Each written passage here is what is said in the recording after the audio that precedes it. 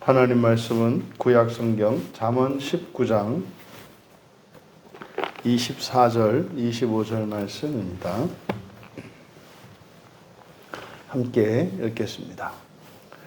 게으른 자는 자기의 손을 그릇에 넣고서도 입으로 올리기를 괴로워하느니라. 거만한 자를 때리라. 그리하면 어리석은 자도 지혜를 얻으리라. 명철한 자를 견책하라. 그리하면 그가 지식을 얻으리라. 아멘. 게으른 자녀와 모욕하는 자녀 교육이라는 제목으로 말씀의 은혜를 나누고자 합니다. 지금 여기서는 이제 자녀 교육에 대하여 또 부모의 훈계에 대한 의무에 대해서 이제 밝히고 있기 때문에 24절과 25절의 말씀만 놓고 보면 이것이 좀 이게 무슨 말씀인가 이해하기가 좀 어려운데, 이것이 이제 자녀들에 대한 교훈임을 우리가 생각해 보면 이것이 어떤 말씀인지 우리가 이해할 수 있게 됩니다. 먼저 24절 말씀은 잠언 26장 15절에 똑같이 반복이 됩니다. 똑같은 구절이 잠언 26장 15절에 또 나와 있습니다. 그만큼 강조되고 있는 내용인 거죠. 그래서 여기서 게으른 자는 자기 손을 그릇에 놓고 서도 입으로 올리기를 괴로워한다. 이 게으른 자라고 번역하는 아첼이라고 하는 말은 성경 전체에서 잠언에만 사용되는 단어입니다. 그래서 다른 곳에서는 사용되지 않는 단어입니다. 그래서 이 아첼, 이 게으른 자는 자기 손을 그릇에 넣고도, 그러니까 손을 넣은 거죠. 무슨 말이냐면 음식에 이제 손을 넣은 겁니다. 이제 우리야 이제 숟가락과 젓가락을 사용하니까 뭔 말인지 모르겠습니다만, 우리식으로 하자면은 뭐 이렇게 맛있게 끓인 뭐 이렇게 국이 있는데 거기다가 이제 밥 숟가락을 담근 거죠. 그래서 그냥 떠 올리면 되는 겁니다. 그런데 그럼에도 그의 손을 입으로 올리기를 괴로워한다. 지금 우리말 성경은 괴로워하다라고 번역을 했습니다만 여기에 사용되는 단어가 슈브입니다. 슈브가 이제 회개하다, 되돌아가게 하다, 뭐 돌이키다 이런 의미이지 않습니까? 그러니까 여기서 슈브가 히필형으로 쓰였어요. 그러니까 사역형이죠. 뭐뭐 하게 하다. 그러니까 돌이키게 하다, 되돌아오게 하다 이런 거죠. 그러니까 이제 그릇에 손을 넣었는데 그럼에도 그의 손을 그의 입으로 돌아오게 하지 않는다라는 뜻이에요. 그러니까 그냥 국에다가 담그고 들어서 먹으면 되는데 그냥 이렇게 숟가락을 담근 채 배고프다, 목마르다 이렇게 이야기하고 있다 이 말이에요. 지금 여기서 이제 이 말씀을 한 이유, 이게 뭐겠는가? 이제 게으름이라고 하는 것은 반드시 해결되어야 한다는 사실을 가르쳐 줘요.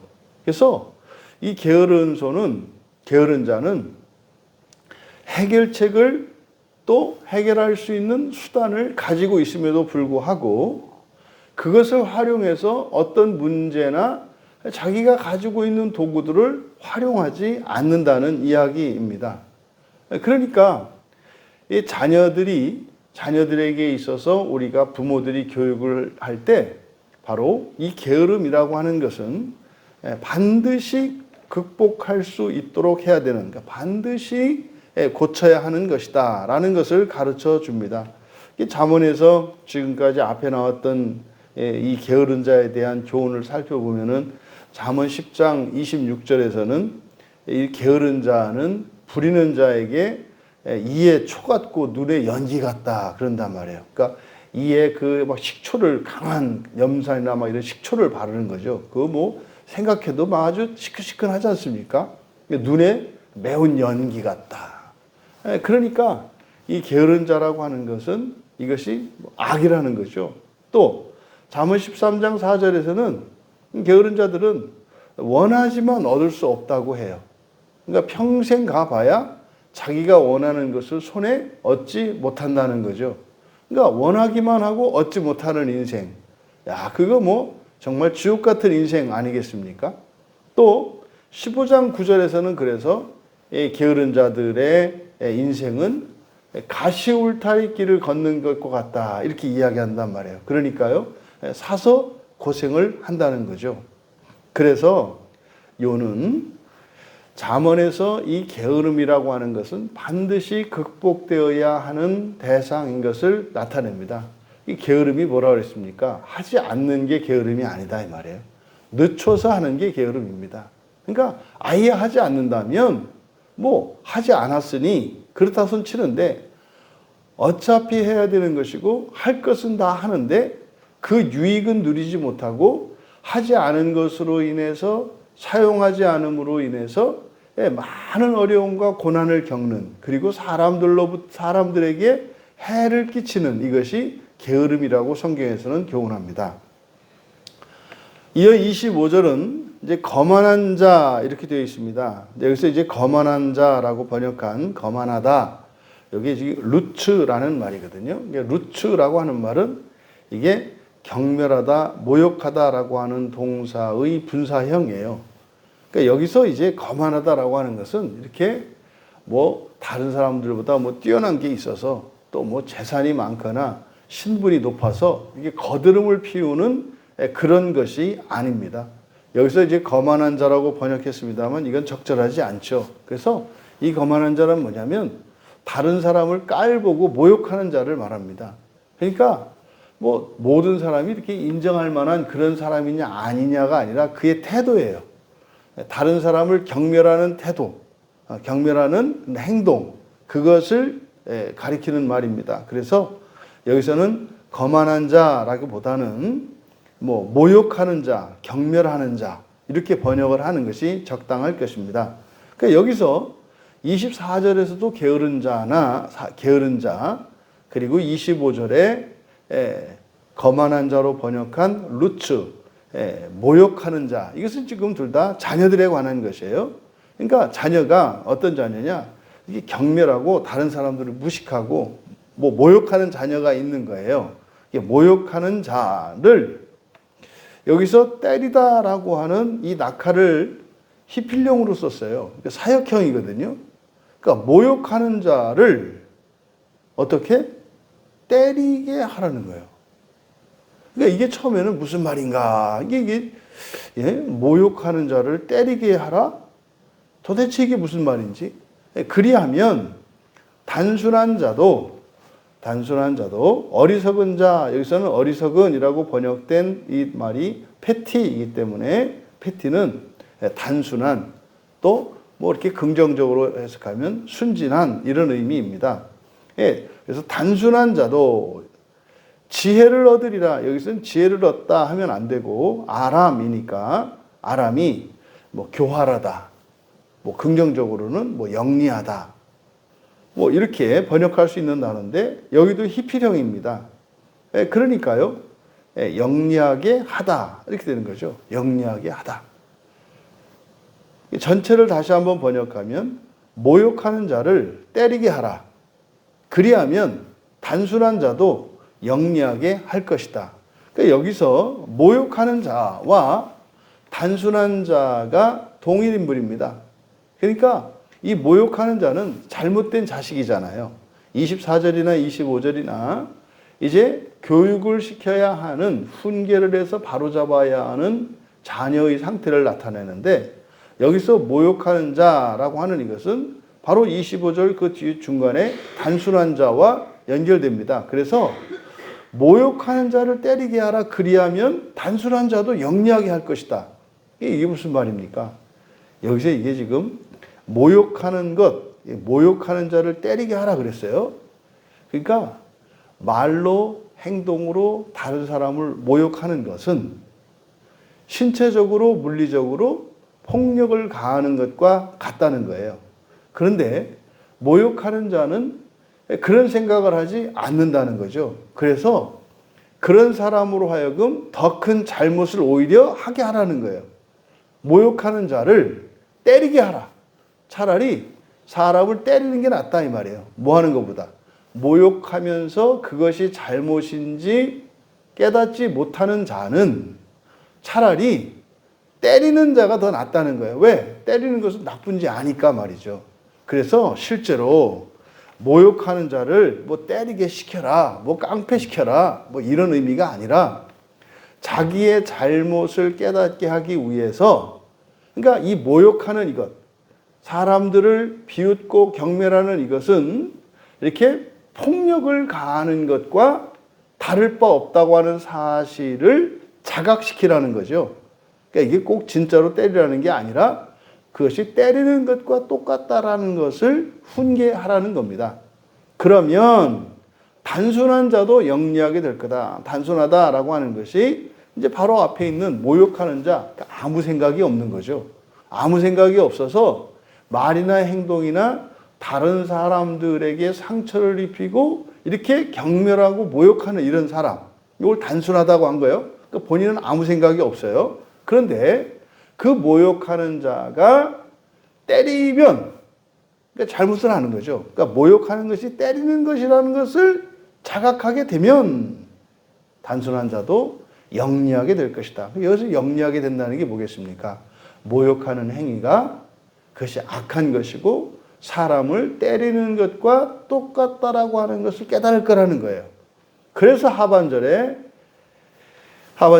명철한 자, 여기 밑줄 치시고 여기서 명철하다라고 되어 있습니다만 빈의 분사형입니다. 빈은 분별하다라는 뜻이에요. 분별하다. 근데 수동태로 되어 있어요. 그러니까 수동태로 되니까 분별하게 된 자죠. 분별하게 된 자. 그러니까 여기서 분별하게 된 자는 바로 앞에 단순해서 자신이 하는 다른 사람들을 모욕하는 이런 행동들이 때리는 것과 같다고 하는 것을 깨닫게 된 사람을 말해요.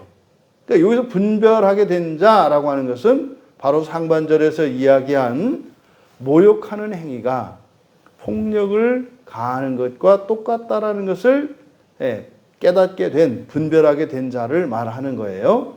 분별하게 된 자를 판단하게 하라. 여기서 이제 견책하라 이렇게 되어 있습니다만은 여기서 이제 견책하다라고 번역한 단어가 약하흐거든요. 이 약하흐는 징계하다 또는 뭐 결정하다, 심판하다 뭐 이렇게 번역될 수 있는 단어입니다. 근데 여기도 사역형이에요.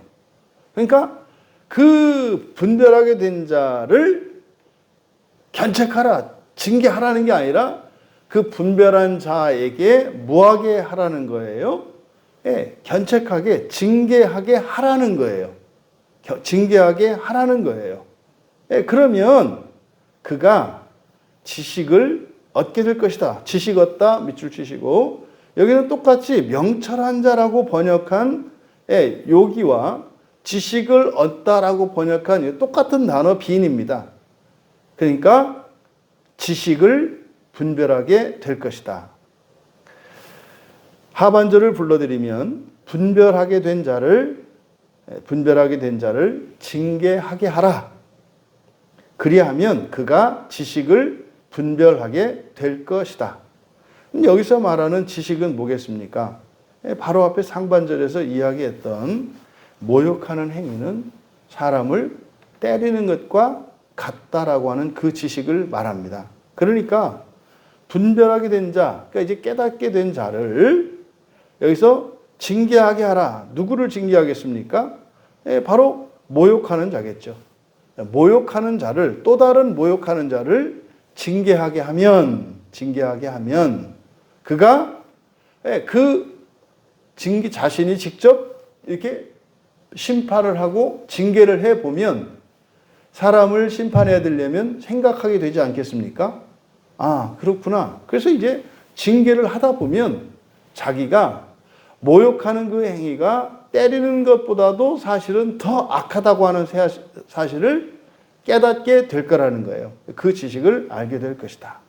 그러니까 지금 25절에는 바로 이 모욕하는 자, 이 모욕하는 자식에 대한 이야기입니다. 그래서 모욕하는 자식들은 다른 사람들을 깔보고 다른 사람들을 무시하고 경멸하는 이런 자녀들이 있다면 그것은 반드시 훈계하여 바로 잡아야 할 것을 가르쳐 줍니다.